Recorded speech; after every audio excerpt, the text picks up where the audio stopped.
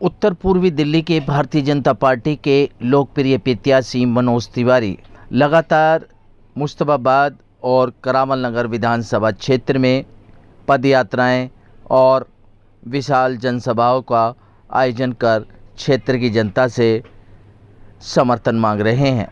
इसी कड़ी में शिव विहार इलाके में प्रत्याशी मनोज तिवारी ने एक विशाल जनसभा को संबोधित किया और क्षेत्र की जनता से अपने लिए व माननीय प्रधानमंत्री नरेंद्र मोदी जी के लिए समर्थन मांगा। साथ ही उन्होंने गठबंधन के प्रत्याशी कन्हैया कुमार पर भी जमकर निशाना साधा। आप तस्वीरों के माध्यम से देख सकते हैं किस तरीके से भारतीय जनता पार्टी के लोकप्रिय प्रत्याशी मनोज तिवारी क्षेत्र की जनता से हाथ जोड़कर समर्थन मांग रहे हैं। प्रत्याशी मनोज तिवारी का शिव विहार वासियों ने फूलमाला पहनाकर भव्य स्वागत भी किया। क्या कुछ कहना था प्रत्याशी मनोज तिवारी और क्षेत्र की जनता का, देखिए रिपोर्ट। खुशी होगी कि हम नरेंद्र मोदी के साथी हैं। आपको याद होगा आज भारत का परचम सारी दुनिया में लहरा रहा है। मेरे भाई बहन, हम इस बात के बड़े दुखी होते हैं कि हमारे जगदीश प्रधान जैसे विधायक को आप लोगों ने दूसरी बार आगे नहीं बढ़ाया। अब इसमें हम क्या कर सकते हैं? चाबी उनके हाथ में चली गई। जिनको साफ पानी पिलाना था वो दिल्ली को शराब पिलाने लगे। आप इस बात को भूलिएगा नहीं मेरे भैया बहन। पानी, साफ पानी देना, ये सड़कें ठीक करना, ये सारा दिल्ली सरकार का काम है। फिर भी अब इसको हम अगले 5 साल में, अगर हम इस 5-10 साल में मेट्रो ला सकते हैं, एलिवेटेड रोड ला सकते हैं, सेंट्रल स्कूल ला सकते हैं, तो हम उसी अधिकार के तहत अब हम लोगों ने केंद्र के अधीन हम 5-6 सड़कों को लेने जा रहे हैं, जिससे करावल नगर की सारी समस्या को दूर किया जाए। लेकिन हम तो ये भी प्रार्थना करेंगे कि ये विधायक वाली चाबी भी आपको बीजेपी को देना चाहिए मेरे भाई। आज देखिए दिल्ली कितना सह रही है। अभी 3 दिन पहले अरविंद केजरीवाल जी के घर में एक उन्हीं की पार्टी की सांसद खाली ये कह दी कि दिल्ली साफ पानी के लिए तड़प रही है। आप अरविंद केजरीवाल कुछ करो, बुजुर्गों का पेंशन रोकना ठीक नहीं है, लोग गुस्से में है। स्वाति मालीवाल को इतना कहने के लिए चप्पल जूतों से पिटाई करी है अरविंद केजरीवाल जी अपने घर में अपने पीए से। आप सोच सकते हैं हमारे लिए वो स्वाति मालीवाल नहीं है, हमारे लिए वो दिल्ली की एक बेटी है, एक महिला है। और अरविंद केजरीवाल जैसे लोगों का चेहरा आपको पता चलना चाहिए। आज कांग्रेस पार्टी के साथ मिल गए हैं। कौन नहीं जानता है अरविंद केजरीवाल ने कितना गाली दिया है कांग्रेस को। शीला दीक्षित जी को इतना गाली दिया कि शीला दीक्षित जी समय से पहले संसार छोड़ गए।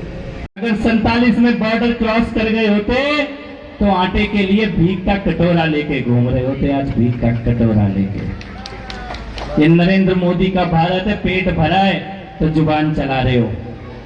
मैं ये पूछना चाहता हूं, हमारे क्षेत्र में इन्होंने एक प्रत्याशी भेजा है कन्हैया कुमार। मैं ये पूछना चाहता हूं कि कन्हैया कुमार की एकमात्र पूरे जीवन की उसकी पहचान क्या है? एकमात्र पहचान ये कि उसने जेएनयू में खड़े होके भारत माता के खिलाफ नारे लगाए।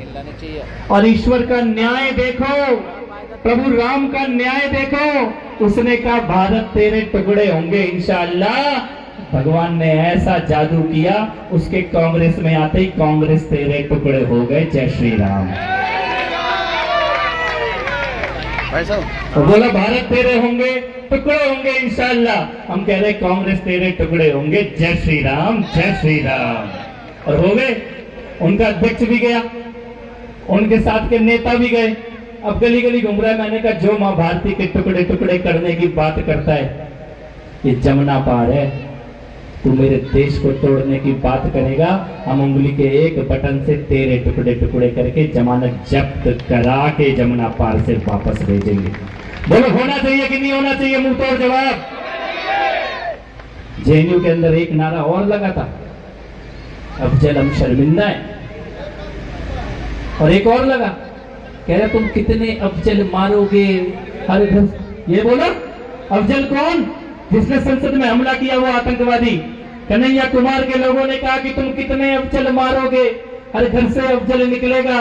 तो तू भी सुन ले भाई, जिस घर से अफजल निकलेगा उस घर में घुस के मारेंगे।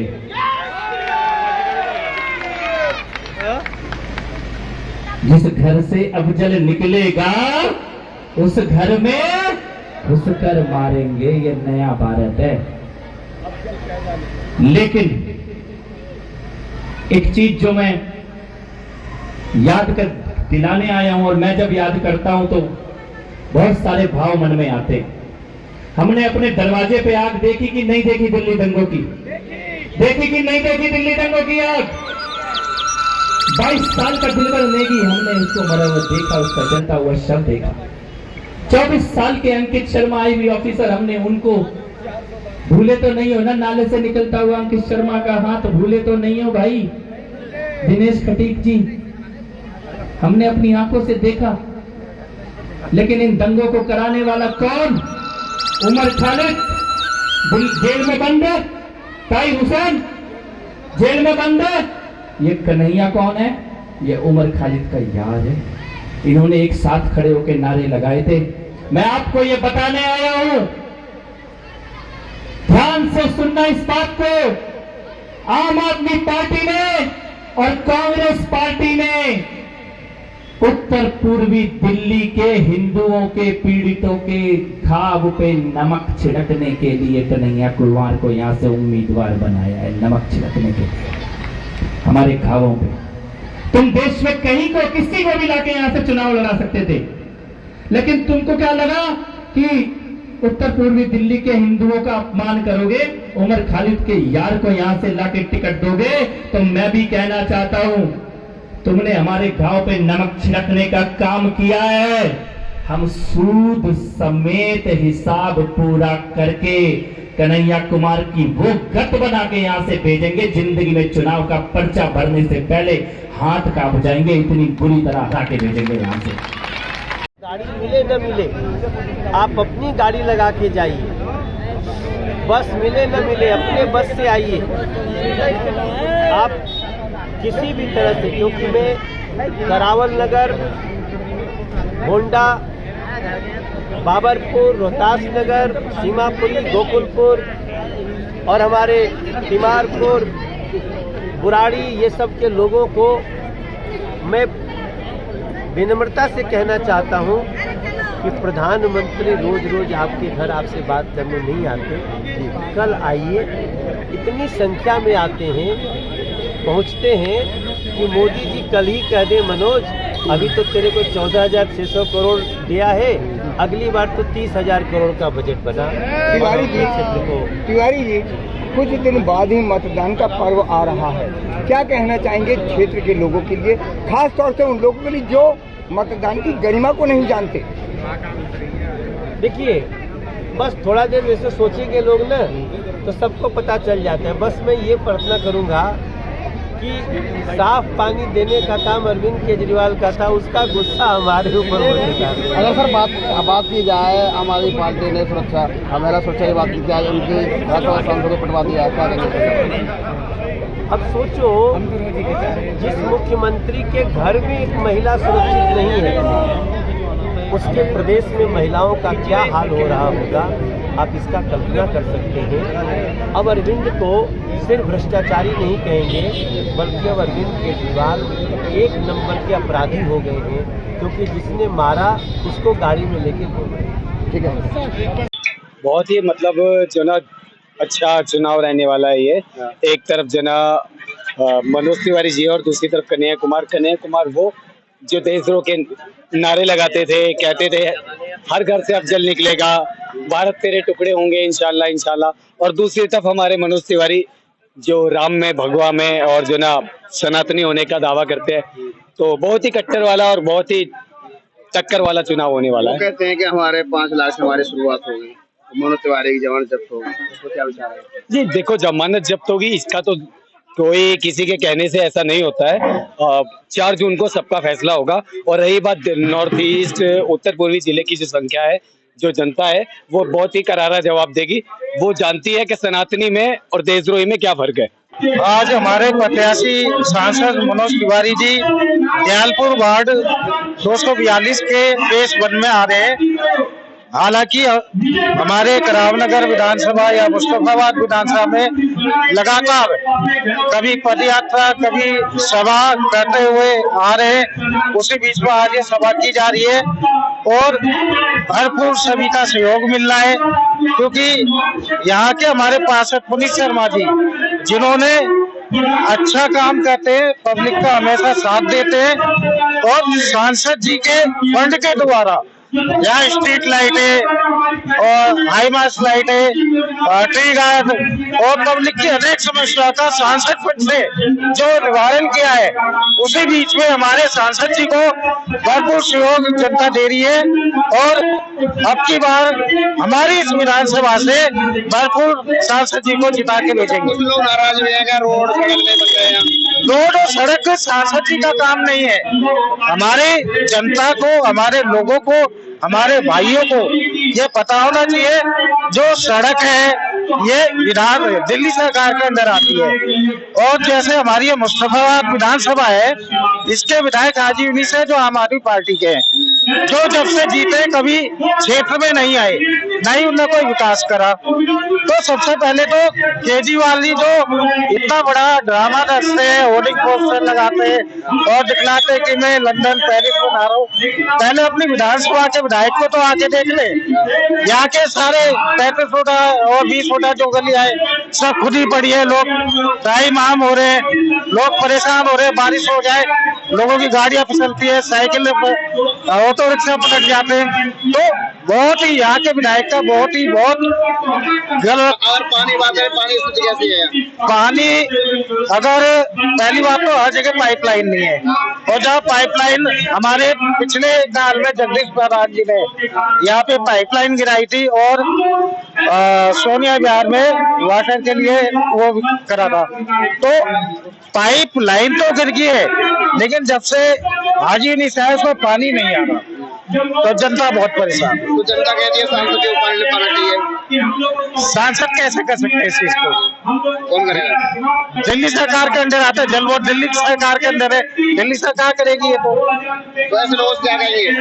देखो ये जो चुनाव है हमारे मोदी जी का है, ये ना निगम का है, ना ही विधानसभा का है, ना ही दिल्ली सरकार का, ये केंद्र सरकार का है। आप ये देखो हमारे मोदी जी ने क्या क्या करा है, अगर मोदी जी ने अच्छा करा है तो मोदी जी के लिए वोट करें। वैद्य बाबूराम वर्मा, 15 सालों का इलाज का भरोसा। हमारे यहाँ आयुर्वेदिक औषधियों के द्वारा सभी बीमारियों का सुविधाजनक इलाज किया जाता है, जैसे खांसी, सांस, दमा, बुखार, टाइफाइड, मलेरिया, पीलिया, बवासीर, शुगर, हेपेटाइटिस, खूनी बवासीर, पिरमे, श्वपनदोष, लघु शंका आदि का इलाज आयुर्वेदिक पद्धति द्वारा किया जाता है। इसके अलावा सभी बीमारियों की जांच भी तसल्ली बख्श की जाती है, जैसे अल्ट्रासाउंड, एक्सरे, ईसीजी, रक्त, मलमूत्र, वीर्य की जांच इत्यादि। हमारे यहाँ दिल्ली सरकार द्वारा टीकाकरण, टीबी का इलाज व जांच मुफ्त की जाती है। हमारा पता है वैद्य बाबूराम वर्मा, चैरिटेबल सोसाइटी, 329 गली number 9, Mandoli extension, near Nand Nagri bus depot के सामने, दिल्ली 93। आप हमारे नंबरों पर भी संपर्क कर सकते हैं। हमारे फ़ोन नंबर हैं 9213329205, 9211478312, 9910418312। आप हमारे चैनल पर भी दिए गए नंबरों पर भी संपर्क कर सकते हैं। हमारा फ़ोन नंबर है 8506973234।